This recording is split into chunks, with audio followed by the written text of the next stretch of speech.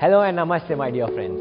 Today is going to be a special day because today I'll be interviewing someone who is very unique, you guys admire and look up to. Not only he is very reputed, but also has great and ample amount of experience in his field.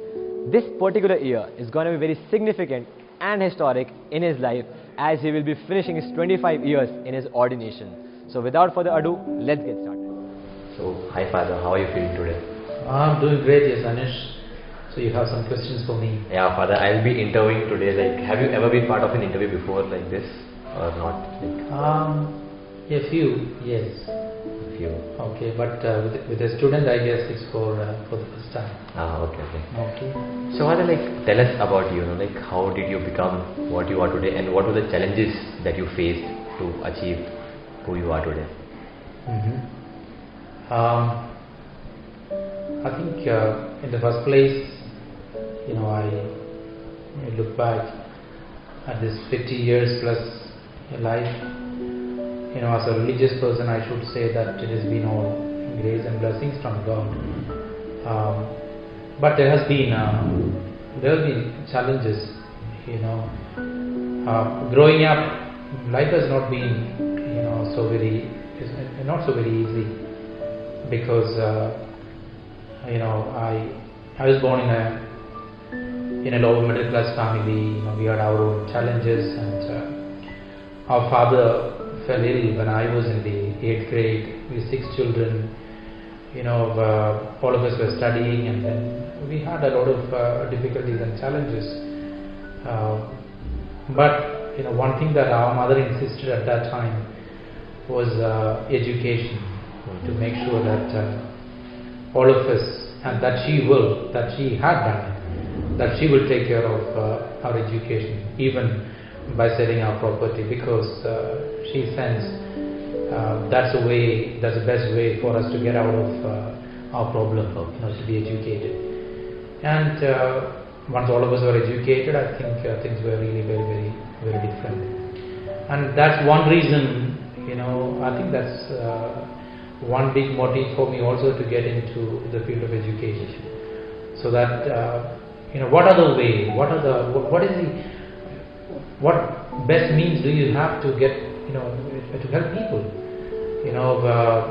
Good education provides you brighter future, and when one generation of people, they are educated, they are well placed in life, for the rest of that family, things are really, really very, very bright. And so yes, we had our problems, but I think it's education and our faith in God's providence and protection that got us out of our problems and difficulties. How do you feel about what you have achieved so far? How do you feel about yourself? I'm very, very grateful to God and to a lot of people, to my family and to my religious family. That I belong to a religious congregation called the Claret Missionaries, and I joined them at the age of 15, right after finishing my 10th grade.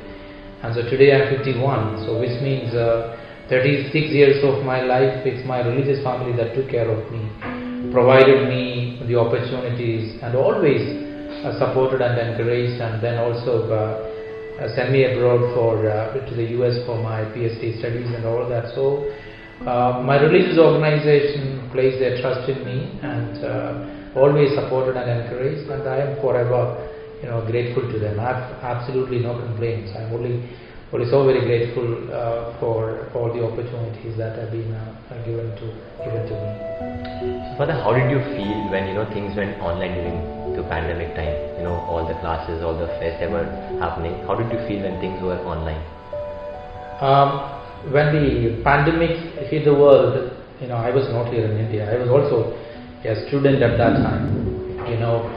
I had completed my doctoral studies, by February, and then I was supposed to return to India by February 2020, and return to India by April, May. That is when international travels were all blocked. And so I had to stay in the US for the next 3-4 months until the end of September. Okay, so I was also impacted as a student during pandemic. Now, see, the only thing that we could do at that time was to go into the online education. The good thing is, I always say that every challenge is certainly an opportunity. It is certainly an opportunity, and so pandemic provided us this opportunity to explore different avenues, and quickly the online thing came in, and so there is some way advanced technology for that matter. But whatever said and done, I think nothing can substitute face-to-face classes, and we know that nothing can substitute face-to-face classes. Coming to, did you also ask me about the national education policy? Yes, like what is your stance on the NEP? See, in our state, Karnataka, we have implemented NEP in higher education, starting with the higher education, with the undergraduate program. And of course, this is a good thing. Two key things in NEP: one is skill development, and the second one is the inter departmental education. Okay, both are certainly great ideas, but I thought the implementation of it in our state was done in a haste, and so we had not done our homework, and that eventually had a lot of issues. But any new thing that you introduce, you certainly will have will have the hiccup, will have some issues. But I think going forward, if educators, universities, colleges, if we can take this idea seriously, I think we will certainly help and make our young people more skillful. India is the youngest nation in the world. The average age of our nation, I think, is 29 or so.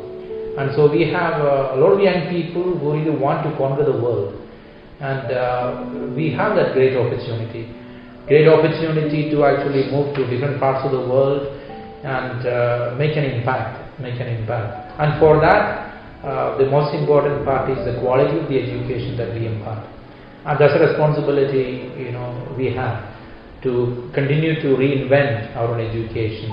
Look at what is the requirement out there in the corporate world, in the industry, what they require, and provide that requirement.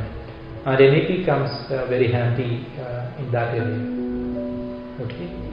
So, Father, most of the students, they perceive you as someone who's very serious, very hardworking, always in the cabin, looking forward, for the future of our college. So, they'd be happy, and they'll be very interested to know more about you. Can you tell us your hobbies and what are your ideas of interest? What do you like to do in your spare time? Okay. Now, if I can find a couple of hours in the evening, in the night, I look at what is a good movie to watch. Okay, so I watch. At least a movie once a month or so. If I can spend some time to read something, then I spend a little time reading, and I also spend quite a bit of time following cricket. Cricket is a passion. Even when I'm working, if there is a match, then Cricinfo, that website is by the side. I can actually take a look at what is the score. I closely follow the game. I was about to ask you which is your spirit sport. Yeah, cricket I do follow. Also follow other sports like soccer, football, but not as much as I do cricket. I do cricket. In my younger days, I used to play cricket. As an all-rounder, both as a bowler and a batsman. But in our college days, in the seminary days, we had a very, very strong volleyball team, and we were professionally coached for volleyball, and we had an excellent team. And for a while, I had captained that team, and then played also as a spiker and also a setter. I'm talking about the times in my 20s. So sports is any sports for that matter.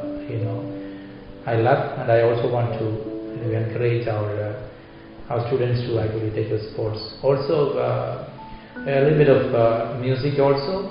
I was also professionally, trained as a tableist. Okay, and some 2-3 years. So again, you're not, since you don't practice that anymore. It's not. I'm not that fluent anymore. But music again is something that I love and would certainly want to support. That's the way I look at education also. Our students should certainly get opportunities, whether it is sports or dance or music or theatre. They should, all of them really want to do well there, should certainly get that opportunity to do so. Real holistic education is what we are looking at. So Father, you mentioned that cricket is your favorite sport, one of the favorites. So who's your favorite player? It always used to be Rahul Dravid. I know people would say there was a time when Sachin Tendulkar was playing as well. But to me, because he was a gentleman, because he always had a macho head on his young shoulders. The way the methodical approach to playing the game. Any day, to me, Rahul Dravid has been the cricketer. Okay. So Father, is there any success mantra you believe in, or what is your key to success? What is your idea regarding that? I should tell you, this, I've not been not a student who scored huge in my school and all that. But to me, life has been so much about working really very hard, spending a lot of time, studying and being disciplined. You plan well ahead of time what you really want to do. Okay, and so that you don't look at doing things randomly, things as they come. It's really important for us to be successful, to be organized and have an eye for details.